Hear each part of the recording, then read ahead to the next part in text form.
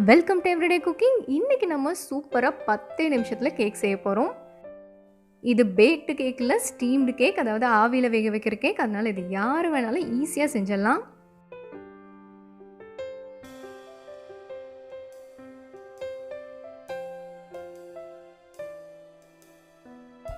இப்போ நம்ம கேக் செய்ய ஆரம்பிச்சிடலாம். ஒரு 1/2 கப் அளவுக்கு மைதா எடுத்துக்கோங்க.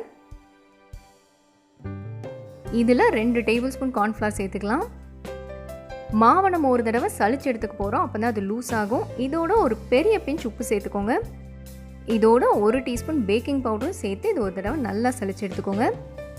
இந்த மாதிரி சளிச்சு எடுக்கும் போது எல்லா இன்க்ரீடியன்ஸும் நல்லா கலந்துரும், அதே சமயம் மாவும் நல்லா லூஸ் ஆகிடும்.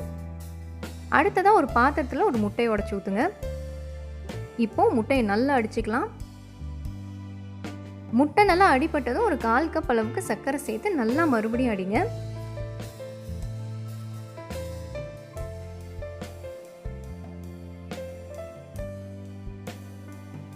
இதை நல்லா நுரைக்க அடிச்சிடணும், அப்போ தான் கேக் நல்லா ஸ்பாஞ்ச் மாதிரி வரும்.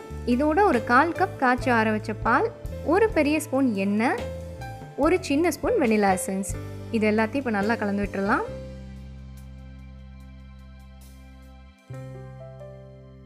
இப்போ வெட் இன்க்ரீடியன்ஸும் ரெடி ஆகிடுச்சு, ட்ரை இன்க்ரீடியன்ஸும் ரெடி ஆகிடுச்சு. இப்போ கொஞ்சம் கொஞ்சமாக இந்த மாவை இந்த வெட் இன்க்ரீடியன்ஸோடு சேர்த்து கலந்து விட்டுடலாம்.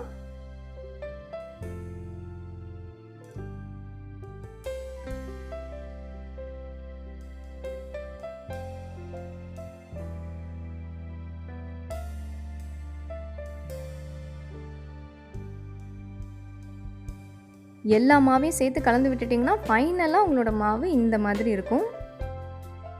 இப்போ ஒரு கிண்ணம் எடுத்துக்கோங்க. அதில் கப் கேக் லைனர் நான் கொடுக்குறேன். உங்கள்கிட்ட இந்த பேப்பர் இல்லை அப்படின்னா நீங்கள் வெறும் கிண்ணத்துலேயே எண்ணெய் தடவிக்கோங்க, அதுவே தாராளமாக போதும். நான் இங்கே இட்லி பாத்திரத்தில் தான் வேக வைக்க போகிறேன். ஸோ அதோட மூடியில் நான் இந்த மாதிரி துணியை விரித்து ஒரு ரப்பர் பேண்ட் போட்டுக்கிறேன்.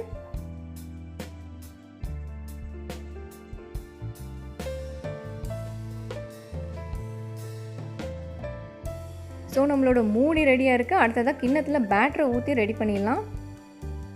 ஒரு 3/4 பங்கு ஊற்றுங்க, கரெக்டாக இருக்கும்.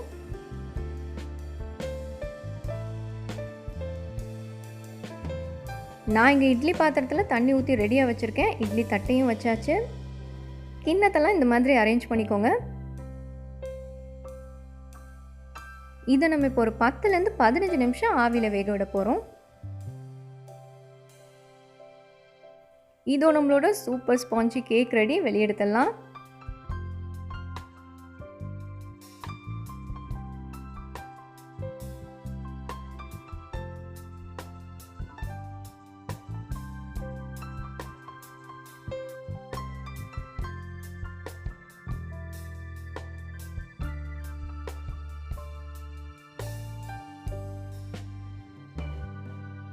இதை நீங்கள் கொஞ்ச நேரத்திலே குறைவான பொருட்களை ரொம்ப ஈஸியாக செஞ்சிடலாம். ஆனால் நல்ல டேஸ்ட்டாக இருக்கும்.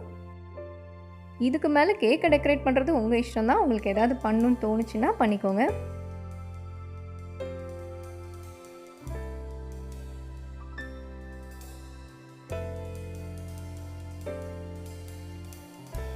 ஸோ செம்ம ஸ்பாஞ்சியான சூப்பர் ஸ்டீம்டு கேக் எங்கள் ரெடி ஆகிடுச்சு. உங்களுக்கு பிடிச்சிருக்குன்னு நம்புகிறோம். வேறொரு இன்ட்ரெஸ்டிங்கான ரெசிபியோடு உங்களை சந்திக்கிறோம். எங்கள் வீடியோஸ் எல்லாம் பிடிச்சிருந்தால் லைக் பண்ணுங்கள், ஷேர் பண்ணுங்கள், கமெண்ட் பண்ணுங்கள். மறக்காம எங்கள் சேனலுக்கு சப்ஸ்கிரைப் பண்ணுங்கள்.